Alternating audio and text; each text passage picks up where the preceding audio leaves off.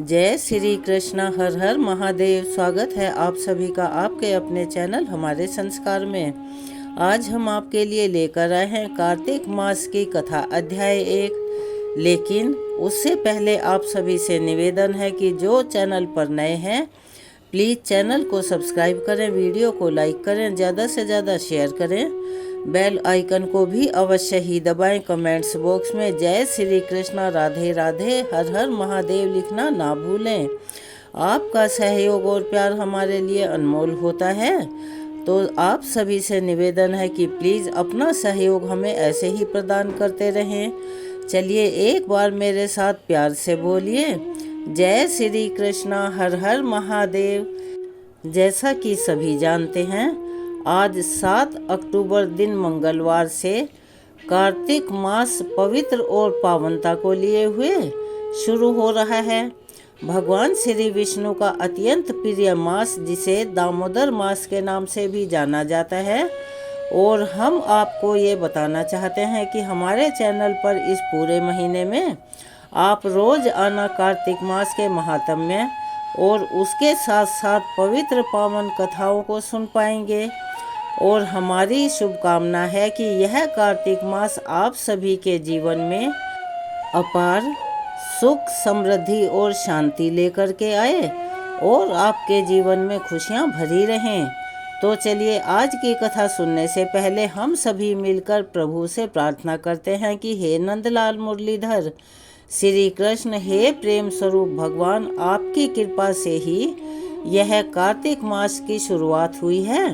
हम सभी के जीवन में भक्ति का दीपक आप जलाए रखें, हमारे मन को पाप, मोह और अज्ञान से मुक्त करें। हे तुलसी माता, हम आपके चरणों में शीश नवाते हैं। जैसे आपकी पवित्र सुगंध वातावरण को शुद्ध कर देती है, वैसे ही हमारे दिलों को भी भक्ति और प्रेम से भर दीजिए। हम सब की मनोकामनाएं पूर्ण हों और हर घर में श्री हरि का वास रहे। यह कार्तिक मास सुख, शांति और मंगल के संदेश लेकर आए हैं। सभी प्रेम से बोलिए श्री कृष्ण भगवान की जय।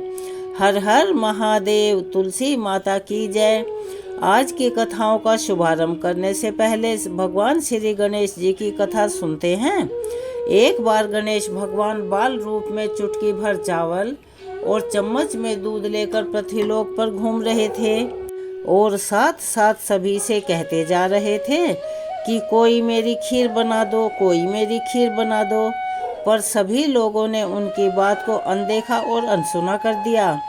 इसी दौरान एक गरीब बुढ़िया जो अपने घर के बाहर बैठी थी, उन्होंने गणेश जी को बुलाया और कहा कि लाओ मैं तुम्हारी खीर बना देती हूँ। तब उन्होंने एक भिगोना लिया और चूल्हे पर चढ़ा दिया। इस पर गणेश जी ने घर का सबसे बड़ा बर्तन चूल्हे पर चढ़ाने को कहा। बुढ़िया ने बाल लीला समझते हुए घर का सबसे बड़ा भिगोना उस पर चढ़ा दिया। कुछ ही देर में वहाँ चमत्कार हुआ। गणेश जी के दिए चावल और दूध इतने बढ़ गए और पूरा भगोना उससे भर गया। इसी बीच गणेश जी नहाने के बाद खीर खाने की बात कहते हुए वहाँ से चले गए। उनके जाते ही पीछे से बुढ़िया के पोते पोती आ गए तो वो कहने लगे, माँ हमें भूख लगी है। उस पर बुढ़िया ने उन्हें वह खीर दे दी। खीर बनते देख रही पड़ोसन को भी बुढ़िया ने कटोरा भरकर खीर दे दी। बेटे की बहू ने भी चुपके से एक कटोरा खीर खाने के साथ एक कटोरा खीर छुपा भी दी। इसके बाद भूख लगी तो बुढ़िया ने भी खाने के लिए खीर हाथ में ले ली और बोली, आजा रे गणेशिया, खीर खा ले। तभी गणेश जी वहाँ पहुँच गए और बोले कि मैंने तो खीर बहुत पहले खा ली। तो फिर बुढ़िया माई ने पूछा कि कब खाई, तू तो अभी आया है। तो गणेश जी कहने लगे, जब तेरे पोते पोती, पड़ोसन और बहू ने खाई तभी मेरा पेट भर गया। इसके बाद जब बुढ़िया ने बाकी बची खीर के उपयोग के बारे में पूछा तो गणेश जी ने उसे नगर में बांटने को कहा। जब बुढ़िया ने खीर बांटी तो राजा को भी इस बात का पता लग गया। इस पर उसने बुढ़िया को अपने दरबार में बुलवा लिया। सारा हाल जानकर उसने बुढ़िया की खीर का भिगोना अपने पास मंगवा लिया। पर राजा के महल में जैसे ही वह भिगोना पहुंचा, उसमें तो कीड़े मकोड़े और जहरीले जानवर दिखाई देने लगे। यह देखकर राजा ने वह बर्तन वापस बुढ़िया माई को दे दिया और उसके घर ले जाते ही वापस जैसा वो पहले था वैसा ही हो गया। इसके बाद बुढ़िया ने फिर गणेश जी से बची हुई खीर के उपयोग के बारे में पूछा तो उन्होंने झोंपड़ी के एक कोने में गाड़ देने के लिए कहा और ऐसा ही करके बुढ़िया रात को सो गई और गणेश जी उसकी झोंपड़ी को लात मारते हुए वहां से अंतर ध्यान हो गए। अगले दिन जब बुढ़िया उठी तो उसे अपनी झोंपड़ी महल में बदली हुई मिली और खीर के बर्तन में सोने जवाहरात चमक रहे थे। गणेश जी की कृपा जानकर बुढ़िया बहुत खुश हो गई। इस कथा को कहने के बाद हम सभी प्रार्थना करें कि हे गणेश जी भगवान, हे विघ्नहर्ता, आपने जैसा फल बुढ़िया को दिया वैसा ही इस कहानी को कहने वाले, सुनने वाले और हुंकारा भरने वाले सबको देना। तो चलिए एक बार मेरे साथ प्यार से बोलिए, विघ्नहर्ता भगवान गणेश जी की जय। अब हम आपको सुनाने जा रहे हैं कार्तिक स्नान की पहली कहानी। कार्तिक मास में सभी औरतें तुलसी जी को जल से सींचा करती थी। एक बूढ़ी माई भी थी जो कार्तिक माह में तुलसी जी को सींचने आती थी और जब वह जाती तो तुलसी माता से रोज यह कहा करती, यह उसका रोज का नियम था कि हे तुलसी माता सत की दाता, मैं सींचूं बिरला तेरा, तू कर निस्तारा मेरा।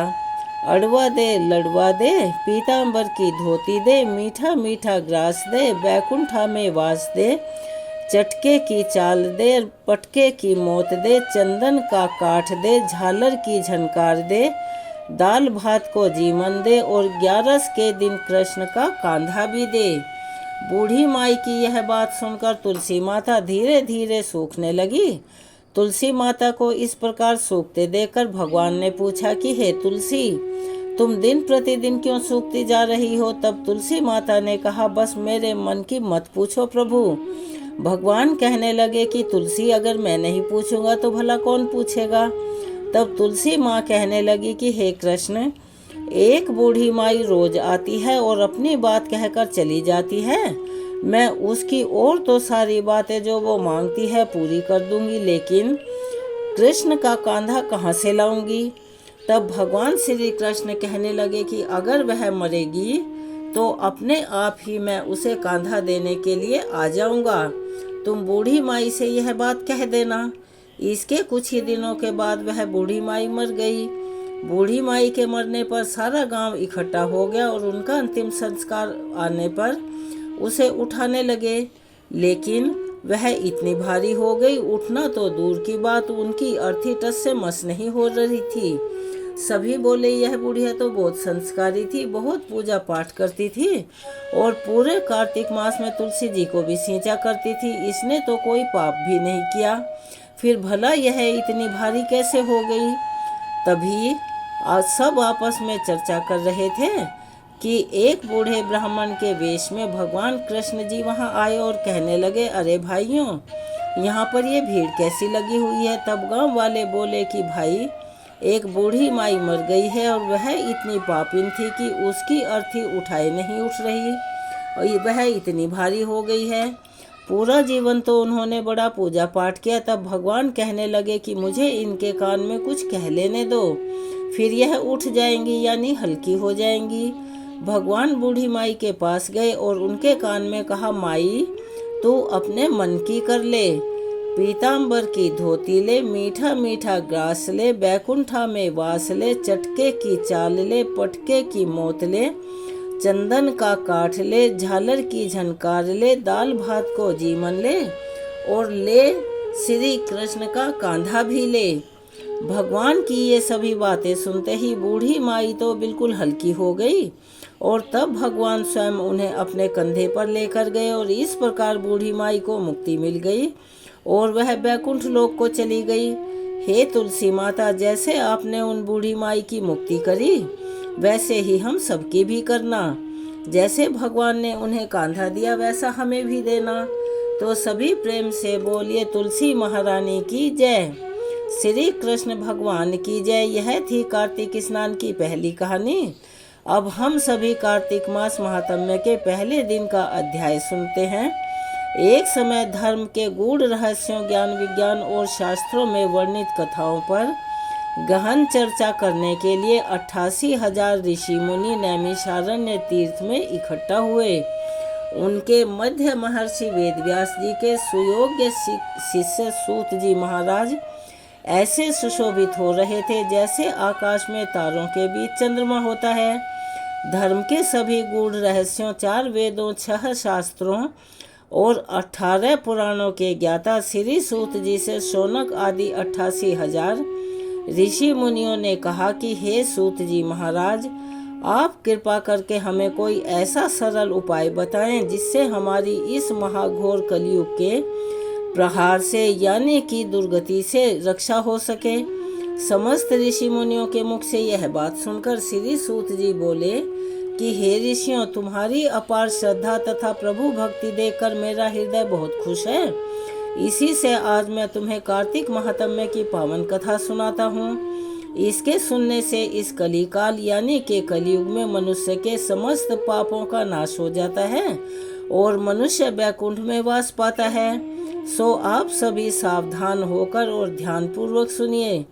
एक समय सभी जीवों का भला चाहने वाले श्री ब्रह्मा जी के पुत्र श्री नारद मुनि ब्रह्मलोक में पहुंचकर जगत रचयिता यानी सृष्टि के रचयिता श्री ब्रह्मा जी को नतमस्तक प्रणाम करके विनम्र भाव से पूछने लगे, हे जगत पिता, कृपा करके आप ऐसा कोई धर्मोपदेश सुनाने की कृपा करें जो इस कलयुग में सब पापों को नष्ट करके मोक्ष देने वाला हो।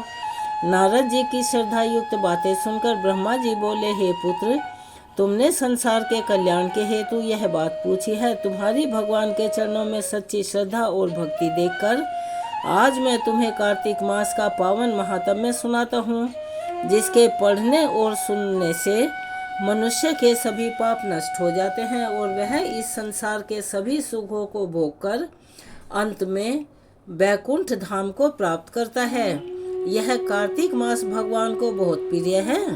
कार्तिक मास में किया हुआ व्रत, दान, नियम, संयम, पूजा पाठ, कथा श्रवण और भगवान के नाम का जप और कीर्तन अत्यधिक फल प्रदान करते हैं।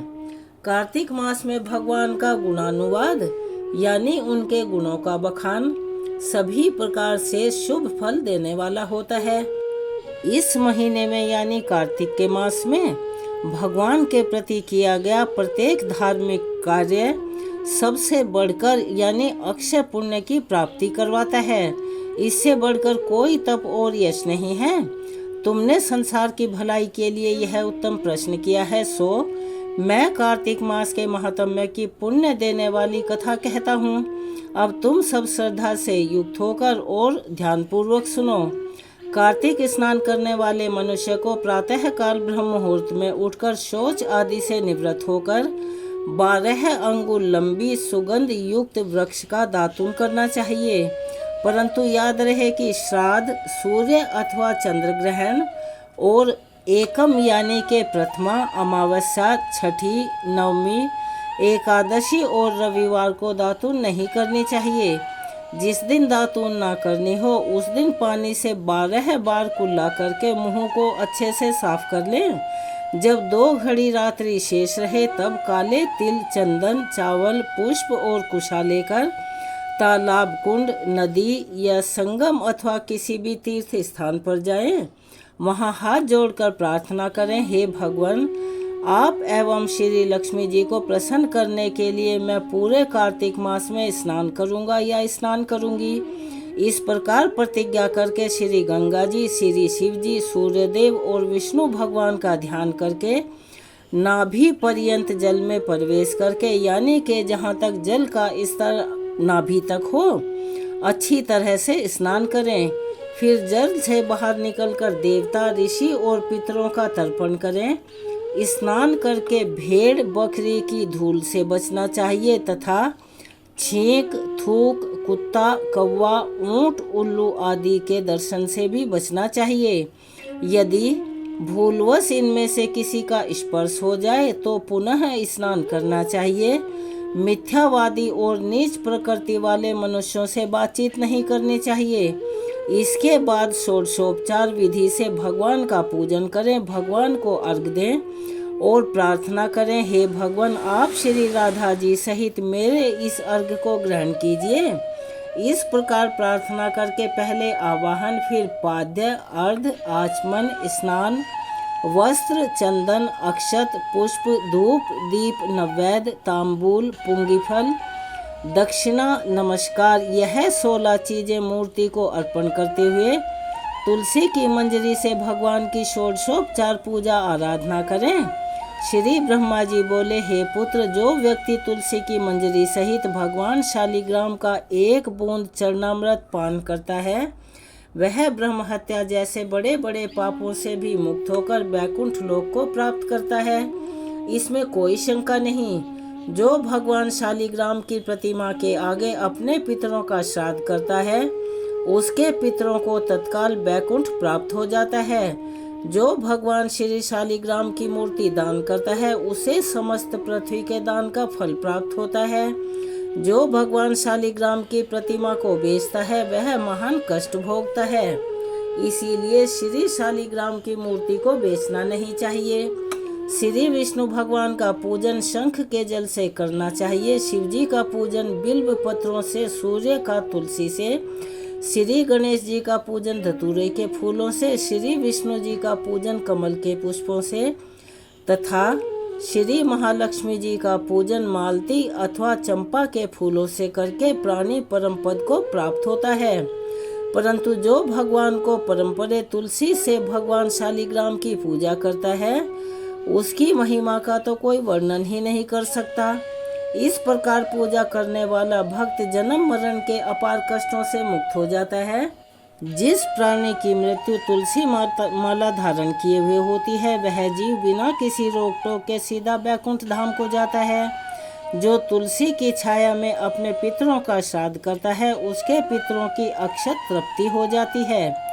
तुलसी का सिंचन यानी तुलसी को जल देना गंगा, यमुना तथा नर्मदा में स्नान के समान माना गया है। तुलसी का वृक्ष उगाने और सींचने तथा नित्य स्पर्श करने से मनुष्य के मनसा, वाचा और कर्मणा तीनों प्रकार के पाप नष्ट हो जाते हैं। कार्तिक मास में व्रत करने वाला तुलसी जी का शांत चित्त से पूजन, प्रदक्षिणा और नमस्कार करके हाथ जोड़कर प्रार्थना करें कि हे हरि की परम प्रिया, देवताओं ने तुम्हें बनाया और मुनीश्वरों ने तुम्हारा पूजन किया है।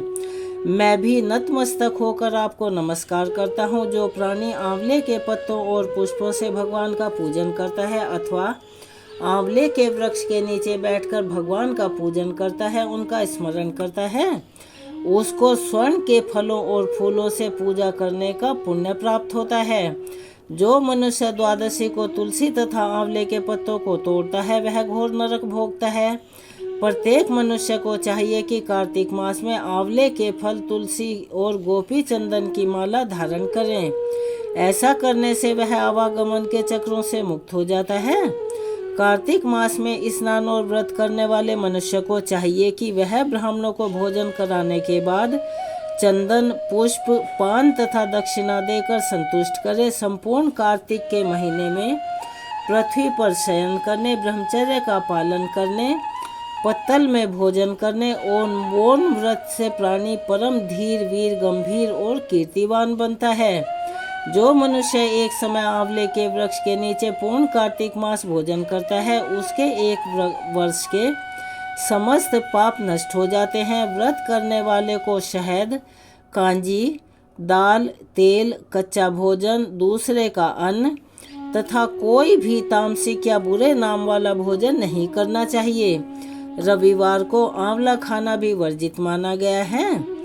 देव, गौ, वेद तथा दूसरों की निंदा भी नहीं करनी चाहिए। अंडे, मांस, मछली इत्यादि का सेवन तो क्या ध्यान में भी नहीं लाना चाहिए। मिट्टी में उत्पन्न हुआ नमक, मसूर, पासी भोजन, तांबे के पात्र में डाला हुआ दूध, यदि यह सब मांस के ही समान माने जाते हैं, अतः इनका प्रयोग भी वर्जित माना गया है। केवल स्वयं अपने लिए बना गया भोजन भी मांस के समान होता है, अतः किसी दूसरे को खिलाने के बाद ही स्वयं भोजन करें। लहसुन, प्याज, फूल गोभी, गाजर, जंगली घिया, बैंगन, पेठा तथा दोबारा पकाया हुआ भोजन व्रत में नहीं खाना चाहिए। रजस्वला स्त्री मलेच्छ, पतित तथा पाखंडी आदि से भूलकर भी बात ना करें। और प्रथमा को पेठा, दूज को बैंगन, तीज को गोभी का फूल, चौथ को मूली, पंचमी को बेलपत्र, छठी को कलिंदा, सप्तमी को आंवला, अष्टमी को नारियल, नवमी को जंगली घिया, दशमी को परमल, एकादशी को बेर, द्वादशी को मसूर, त्रयोदशी को पान, चतुर्दशी, अमावस्या तथा पूर्णमासी को किसी भी फली का साग भूलकर भी सेवन ना करें। कार्तिक मास का पहला अध्याय यहाँ संपूर्ण होता है। तो चलिए एक बार मेरे साथ प्यार से बोलिए, जय श्री कृष्णा, हर हर महादेव। इसके आगे का वृतांत हम आपको कल के अध्याय में आपको सुनाएंगे, उसे अवश्य ही सुनिएगा। अब हम आपको सुनाते हैं ठाकुर जी के और उनके भक्तों की कुछ ऐसी कथाएं जो रोचक होने के साथ साथ शिक्षाप्रद भी हैं। और वीडियो के अंत में तुलसी चालीसा का पाठ सभी मिलकर करेंगे। तो चलिए, जब भी कोई गुरु अपने शिष्य को शिक्षा प्रदान करते हैं तो उनके मन में एक डर बना रहता है कि उनका वह शिष्य उस शिक्षा का सदुपयोग करेगा या दुरुपयोग, क्योंकि जब भी कोई सदुपयोग करता है तो गुरु की ही प्रशंसा यानी बड़ाई होती है, और उसका दुरुपयोग करने पर सब गुरु को ही दोष देते हैं, गुरु को ही कोसते हैं। और आज की इस कहानी में हम आपको बताने जा रहे हैं कि गुरु महाराज जब अपने शिष्यों को पूरी शिक्षा दे देते हैं तब बारी बारी से वे कैसे अपने शिष्यों की परीक्षा भी लेते हैं। और अंत में परिणाम निकलता है कि एक बार एक प्रतापी संत व्यास जी अपने शिष्यों को आश्रम में पढ़ा रहे थे। उनके बहुत सारे शिष्य थे। व्यास जी रोज अपने शिष्यों को नई नई बातें सिखाते और ज्ञान ध्यान की बातें भी समझाया करते थे।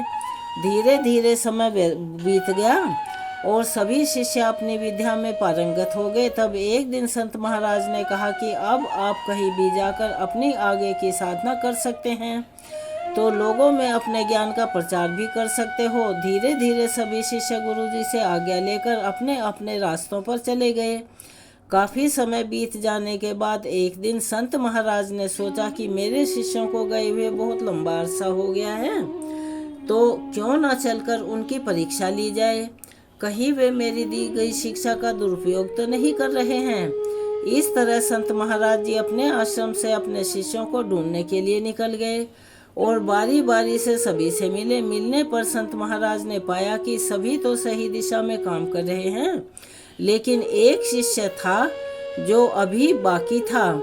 उसके बारे में संत महाराज जी को पता चला कि उसने तो अपना घर ही छोड़ दिया है और जंगल में एक संन्यास आश्रम खोल लिया है, और वह तो बड़ा कठोर जप तप कर रहा है। संत महाराज जी यह बात सुनकर बहुत खुश हुए और उससे मिलने के लिए जंगल की ओर बढ़ चले। जंगल में शाम के समय एक बहुत ही सुंदर महिला पायल की छम छम की आवाज करती हुई आश्रम में आई और देखने लगी कि बाबा जी आंखें मूंदकर भक्ति में लीन हैं। तब वह सुंदर महिला बाबा के थोड़ा और पास गई और पास जाकर अपनी चूड़ी और पायल खनकाने लगी। छमछम की आवाज से जब बाबा ने आंखें खोली तो देखा कि सामने एक अति सुंदर स्त्री खड़ी हुई है। तब वह सुंदर स्त्री हाथ जोड़कर कहने लगी, महाराज, मैं बड़ी परेशानी में हूँ। मैं अपने संग की सहेलियों के साथ मेला देखने आई थी। रास्ते में इतनी भयंकर आंधी और बारिश आई कि हम सब की सब बिछड़ गई। ना जाने कौन किधर चली गई। अब तो अंधेरा भी होने लगा है और मैं भटकती हुई इस घनघोर जंगल में आ गई हूँ। तो आप कृपा करके बाबा आज रात मुझे अपनी कुटिया में ही बिताने दें, तो आपकी बड़ी कृपा होगी। तब बाबा जी कहने लगे, अरे बावली, यहाँ तो स्कूल ना ही बियाबान में धर्मशाला, यहाँ तो बस मेरी एक ही कुटिया है और इसमें भी केवल संत फकीरों का ही आसन लगता है, जिसमें हम भजन करते हैं, माला जपते हैं, अपने शरीर की साधना करते हैं। यहाँ पर औरतों का कोई काम नहीं है। तू और कहीं जा और अपना ठिकाना ढूंढ ले।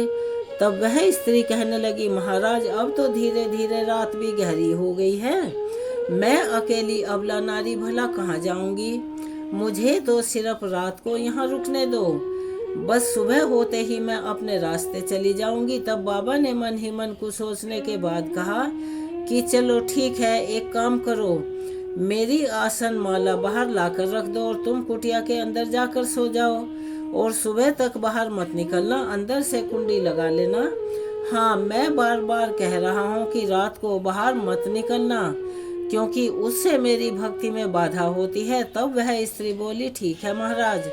अब संत महाराज बाहर अपने ध्यान में भजन में लीन हो गए और वह सुंदर स्त्री अंदर से कुंडी लगाकर सो गई। अब आधी रात तक तो बाबा जी भजन ध्यान जब तब करते रहे। अचानक आधी रात को बाबा जी को उस स्त्री का ख्याल आने लगा। अब उनके मन में कपट छाने लगा और ना चाहने पर भी उनके कदम कुटिया की ओर बढ़ने लगे।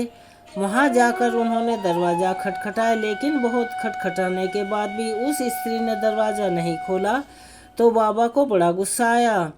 तब वह कभी हथौड़े से कभी डंडे से दरवाज़ा तोड़ने लगे और बहुत देर मेहनत करने के बाद आखिरकार दरवाज़ा टूट ही गया।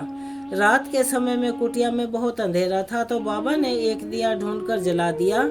अब जैसे ही अंधेरी कुटिया में दिए की रोशनी फैली तो बाबा ने देखा कि वहाँ पर उस सुंदर महिला का तो कहीं अता पता भी नहीं था और उसकी जगह एक बहुत ही बड़ी बड़ी दाढ़ी मूछ और बड़ी बड़ी जटाओं वाले महाराज आंखें बंद करके माला फेर रहे थे।